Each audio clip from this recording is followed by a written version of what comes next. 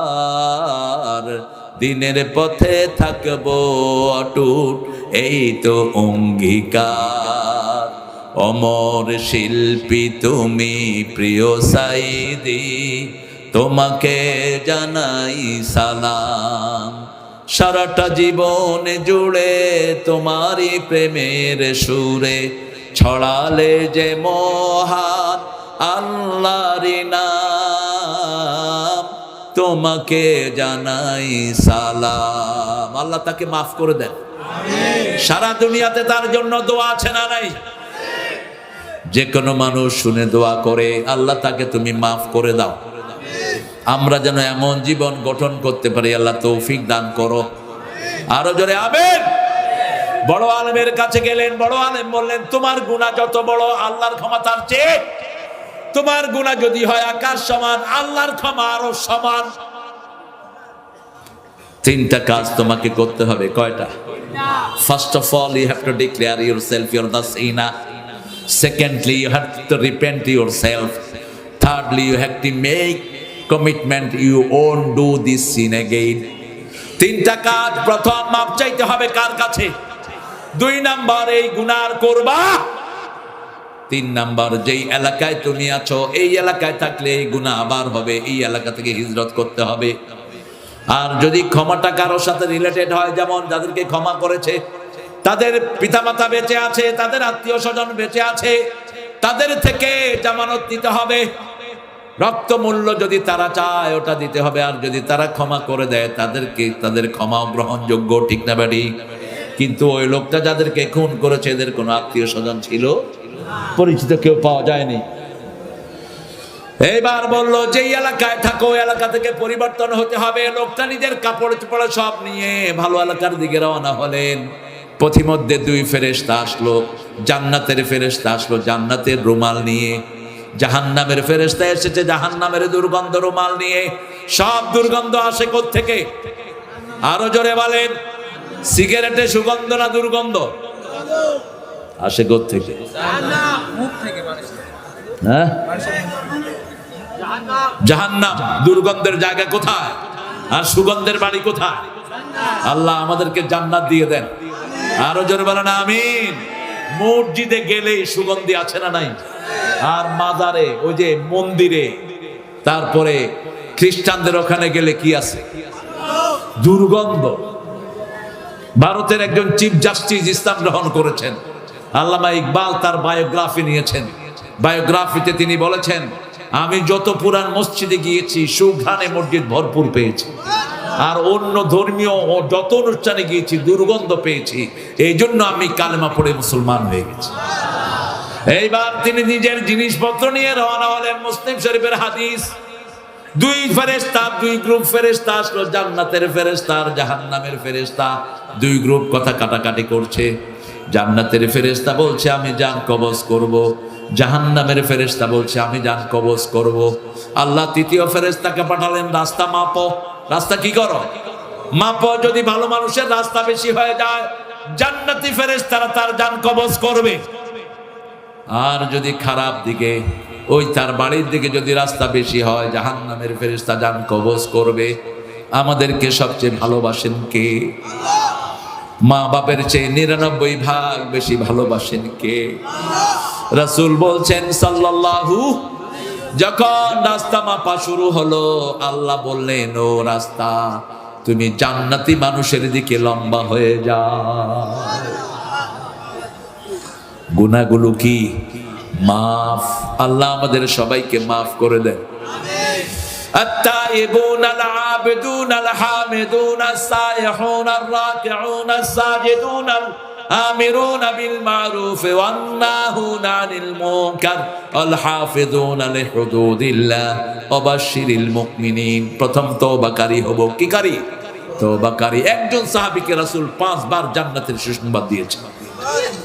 সুবহানাল্লাহ। আরো আসতে বলেন। আপনারা কি কাহিল হয়ে গেছেন নাকি? একটু জোরে বলেন তো আল্লাহু আকবার। আপনি বলেন না কেন আল্লাহু আকবার? আবার আল্লাহু আকবার।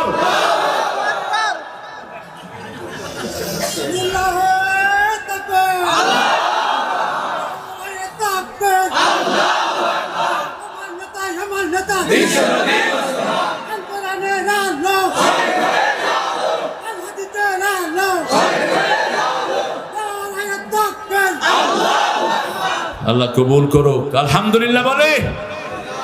তওবা করব দৈনিক কয়বার? কয়বার? আল্লাহ তৌফিক দান করেন। চুপচাপ হাঁটছেন, কি করবেন? আস্তাগফিরুল্লাহ আস্তাগফিরুল্লাহ বলেন। ঠোঁট যেন লড়ে। আমরা তো খুব দুষ্ট। সালাম ফিরিয়ে মুখে কিছু নাই, কইলাম কই, কয় ভিতরে চলতেছে। হ্যাঁ, আর যেগুলো তসবিহ টিপে বসো। কষ্ট হচ্ছে তোমার? ঠোঁট যারা লাড়ে তসবিহ করে, রাসূল বলছেন আল্লাহ নিজে তাদের সাথে থাকেন। সুবহানাল্লাহ, আলহামদুলিল্লাহ, আল্লাহু আকবার, লা ইলাহা। আমিও চলে যাব।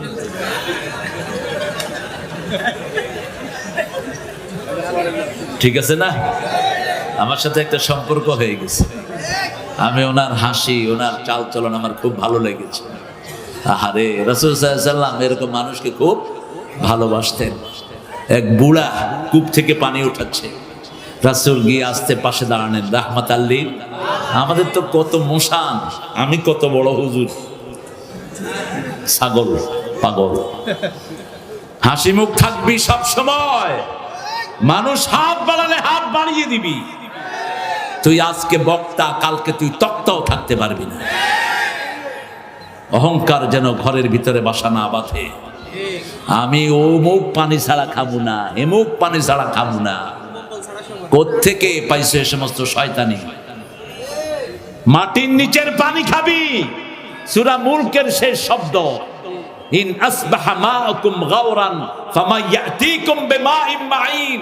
পানি যদি নিচে নেমে যায়, কে স্বাস্থ্যসম্মত পানি তোমাদের জন্য তুলে দেয়? শীতকালে গরম, গরমকালে ঠান্ডা। যেখানের মানুষের শরীরে আয়রন কম, পানির ভিতরে আয়রন দিয়ে দেন কে? বোতলের পানি ক্যান্সার। সারা দুনিয়ার ডাক্তার বলে বোতলের পানির মতো নোংরা পানি আল্লাহর জমিনে আর একটাও কবে ভরছে, কিসের পানি আল্লাহই ভালো জানে, ঠিক কিনা? আর টিউবওয়েল চেপে পানি উঠালে শীতকালে কি, আর গরমকালে দাঁতে লাগে? লাগে না। কিন্তু আপনি বাহিরের ফ্রিজের পানি খেলে কোথায় লাগে? দাঁতে লাগে। কিন্তু এটা কি সুন্দর ঠান্ডা। মা ইয়াতিকুম বিমাইন মাইন, স্বাস্থ্যসম্মত পানি কে তোমাদের জন্য তুলে দেয়? আল্লাহ তুলে দেয়। আবার আমাদের নজরুল সেটার প্রশংসা করেছেন, সুন্দর ফুল সুন্দর ফল মিঠা নদীর পানি। আল্লাহ আল্লাহ তোমার মেহেরবানি। আর ঠাকুর কি করেছে? মরিতে চাহি না আমি সুন্দর ভুবনে, ধন্য আমি তোমাকে বাতিয়াতি বলো। আপনি দুনিয়াকে সুন্দর বললেন, যিনি বানালো তাকে তো সুন্দর বললেন না। ঠিক না? ঠিক। স্রষ্টাকে কেমনে ভুলে যাও মূর্খ? বাংলাদেশের সবচেয়ে ক্ষতি করেছে কে? এই রবি ঠাকুর। যেন বিশ্ববিদ্যালয় হতে না পারে সবচেয়ে বিরোধিতা করেছে কে? এই বেটা কইছে আমরা নাকি মূর্খ। মুসলমান এগুলো মূর্খ, এগুলো কথাই বলতে জানে না। এদেরকে আবার ভার্সিটি দিতে হবে কেন? উনি মারা গেলেন 1941-এ। জাতীয় সঙ্গীত উনি কবে রচনা করলেন? আমাদের স্বাধীনতা হয়েছে কবে? তো উনি এটা লিখলেন কেমনে? উনি এই কবিতাটা লিখেছেন 1903 সালে, ভারতকে কেন্দ্র করে। আমার সোনার বাংলা আমি তোমায় ভালোবাসি। আমরা সবচেয়ে বেশি ভালোবাসি কাকে? আল্লাহকে। আল্লাযীনা আমানু আশাদ্দু হুব্বান লিল্লাহ। আল্লাহ বলছেন যারা ঈমানদার সবচেয়ে বেশি ভালোবাসবে কাকে? যারা ঈমানের স্বাদ পেতে চায়। আল্লাহু ওয়া রাসূলুহু আহাব্বা ইলাইহি মিম্মা সিওয়া। আল্লাহর হাবিব বলেছেন আল্লাহ এবং রাসূলকে যে সবচেয়ে বেশি ভালোবাসে সে ঈমানের মজা পেয়ে যাবে। সেজন্য রাসূলের চেয়ে ভালোবাসার আমাদের আর কেউ নাই। যেমন আমাদের নজরুল বলছেন, আল্লাহকে যে পাইতে চায় হাজরতকে ভালোবেসে, আল্লাহকে যে পাইতে চায়।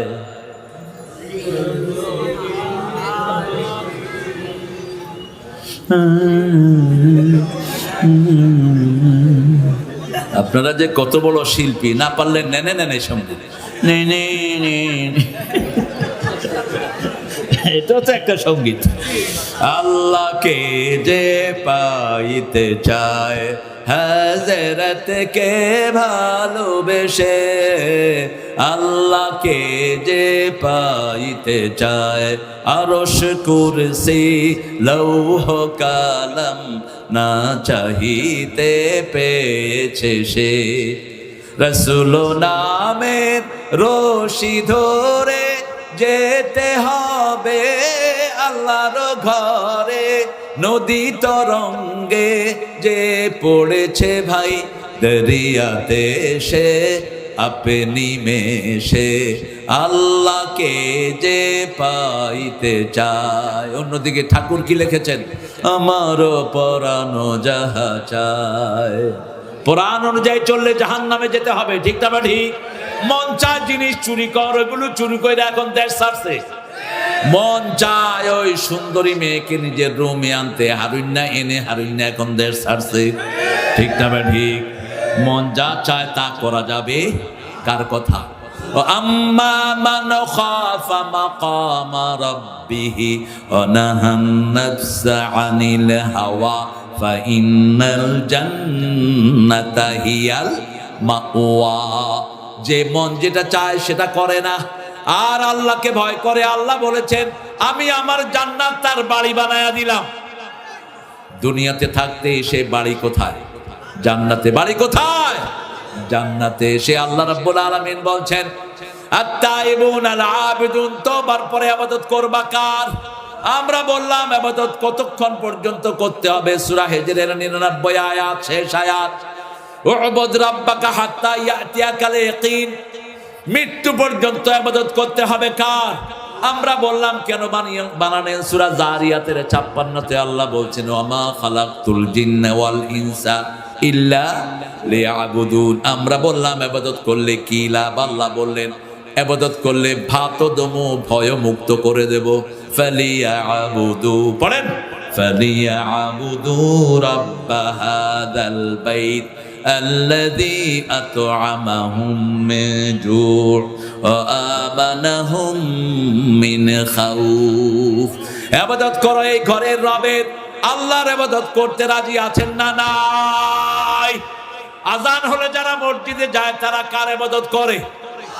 বিয়েতে যারা মোহরানা দেয় তারা কার ইবাদত করে? আর যারা যৌতুক খায় তারা কার ইবাদত করে?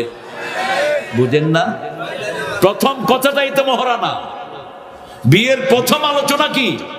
মোহরানা। যেমন আব্দুল কুদ্দুসের ছেলে কুতকুত আলী, রহিম আলীর মেয়ে সকিনার সাথে বিয়ে হয়। এখন সকিনাকে গিয়ে বলা হয় সকিনা, কুতকুত আলী তোরে 40,000 টাকা মোহরানায় বিয়ে করতে চায়, তুই কি রাজি? সকিনা কি বলে? চুপ। হয় চুপ থাকে, না হয় একটু সম্মতি দেয়, আমরা চুপ, ওর রায়টা নিয়ে আসি, ঠিক না বেঠিক? সকিনা রাজি। এখন কুতকুতালিরে গিয়ে কয় রহিমউদ্দিনের মেয়ে সকিনা 40,000 টাকা মোহরানায় তোমার বিবি হতে চায়। কি হতে চায়? কথা কর না কেন?